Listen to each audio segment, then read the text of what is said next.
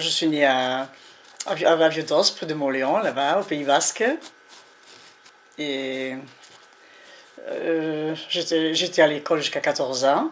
Mais après, comme on n'était pas tellement riche chez nous, il fallait travailler de bonne heure. J'étais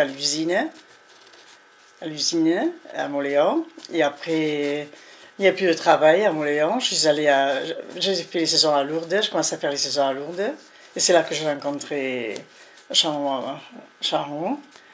Et il me parlait toujours qu'il avait un oncle qui a lui laissé une propriété en rente viagère.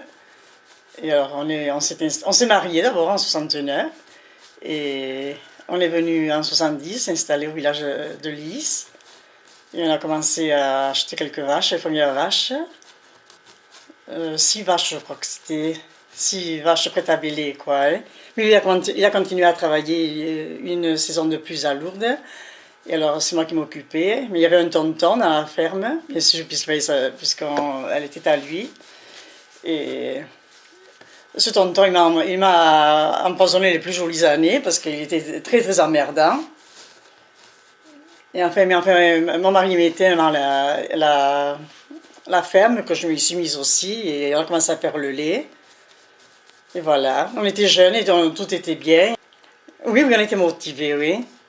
Il n'y a pas les techniciens et tout ça comme maintenant, on était beaucoup plus heureux. Et puis les produits se vendaient, hein. Les produits se vendaient à leur juste valeur. Hein. Maman, elle avait 3 vaches, papa elle travaillait à l'usine. Hein. Et puis j'aimais bien ça, faire arriver les veaux, tout ça au biberon. Et puis on avait fait un stage de jeune agricultrice là. On avait fait un stage. On nous avait appris beaucoup de choses, quoi. La transmission de patrimoine, les SAFER, c'était étranger tout ça pour moi. Hein. Ça, il faut pas compter les horaires de travail. Tous les jours, à 6 h du matin, on se lève, la traite à 6 h 30. Moi, j'aurais aimé, de moi-même, j'aurais aimé tenir une Guyenne, comme ça, une petite épicerie, oui, j'aurais aimé.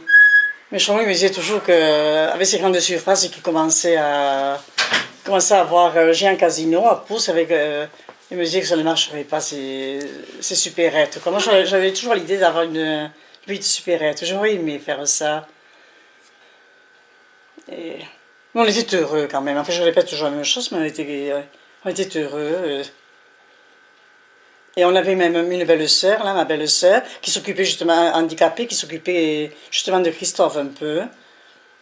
Elle amusait un peu pendant que j'étais dehors et nous étions 6, oui.